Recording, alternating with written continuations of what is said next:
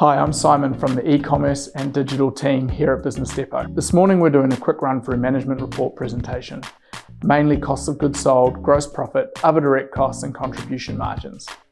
The way we like to present management reports for e-commerce clients is to show a gross profit made up of revenue less cost of goods sold and a contribution margin being the gross profit less other direct costs. Before we get to the why, let's first go into the separation of the costs. For costs of goods sold, we limit this to the landed cost of inventory and the cost of getting goods to customers. The fully landed cost of inventory includes things such as the cost of products, packaging, any post-manufacture quality control, shipping to your warehouse, and any import and export duties paid in doing this.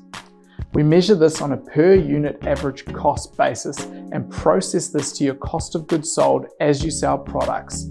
This is done by multiplying the units sold and by the average cost per unit. Also included in the cost of goods sold is the cost of getting sold items to your customers. This is things like the outbound freight and associated costs. The cost of goods sold is driven by the sales volume within the reported period. For other direct costs, we are looking at costs that are still variable depending on your revenue, but these costs can be both driven by revenue, like your merchant and platform fees, and be a driver of revenue, like your customer acquisition and direct advertising.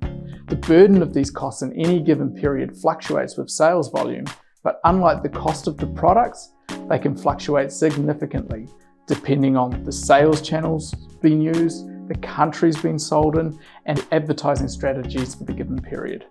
These costs are still important in measuring at a gross level, but are different enough in nature to warrant separating from the core profit. Essentially, we should see little fluctuation in the cost of goods sold relative to sales. We may see price increases over the course of the year, but any movement will be easily explainable and should follow a trend.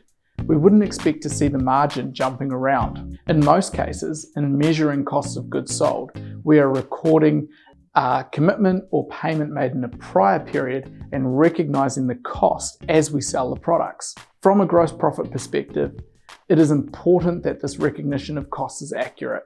Inconsistencies in the gross profit margin provide a red flag that there may be issues in the inventory valuation or carrying balances that require further investigation.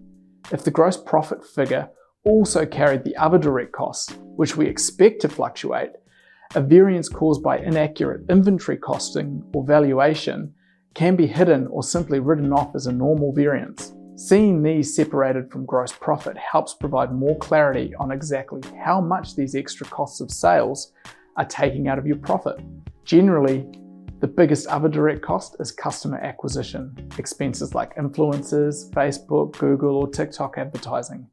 These are direct costs that have a direct relationship with your sales volume.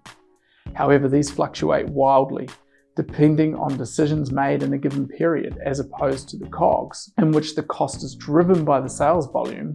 It is also very difficult, almost impossible even, to understand which period exactly the sales which come as a result of this period's advertising fall into.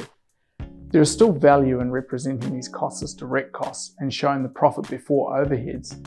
These are still the costs that we have the greatest control over.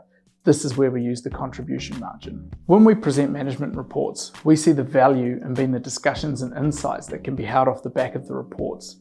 The reports themselves exist to facilitate this. If you would like any help at all in the interpretation and presentation of your management reports, please feel free to contact me or someone else in the team.